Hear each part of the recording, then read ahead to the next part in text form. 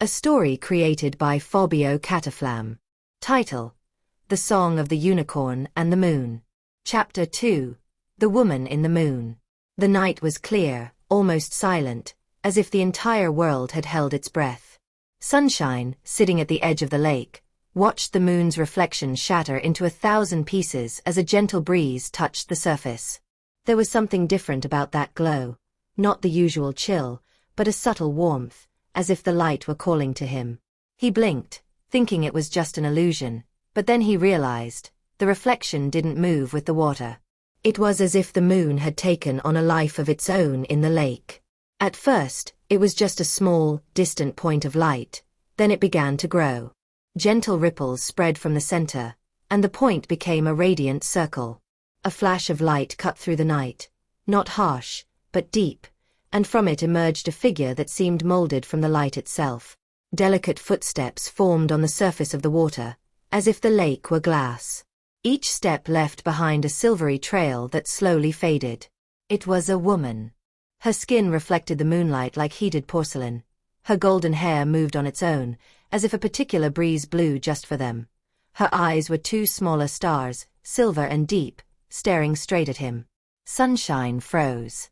His first instinct was to back away. She seemed untouchable, and he carried a curse that he didn't want to tarnish such purity. But the woman smiled, and that simple gesture made his heart sink. "I heard your request," she said, her voice echoing from a distant corner. Who are you?" Sunshine asked, almost voiceless. "Many call me the spirit of the moon, but you can call me Lunaria, she who shines and dances under the lunar wind."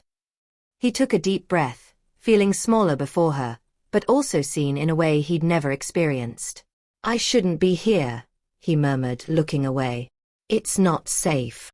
"I didn't come to be safe," Lunaria replied with gentle firmness.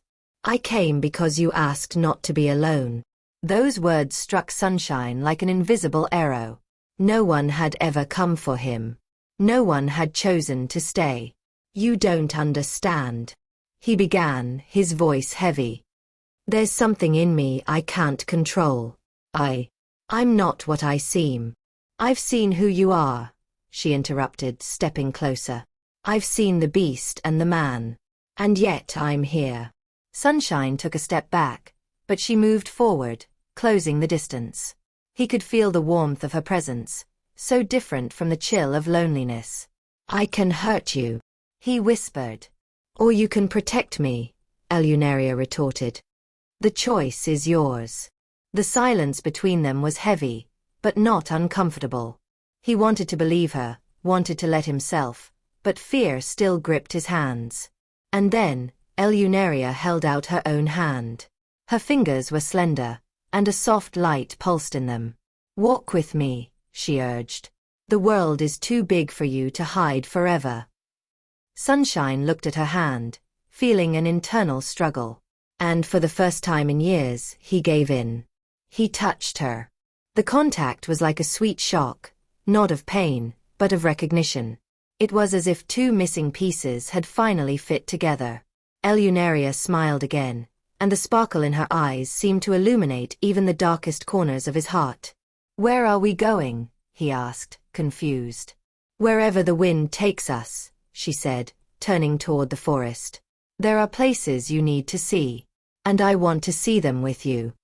And so that night, Sunshine left the lake, not as a forest hermit, but as someone about to embark on a journey.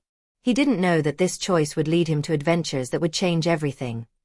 Ones that would bring him not only new places, but also friendships, battles, and a love he hadn't imagined he could experience.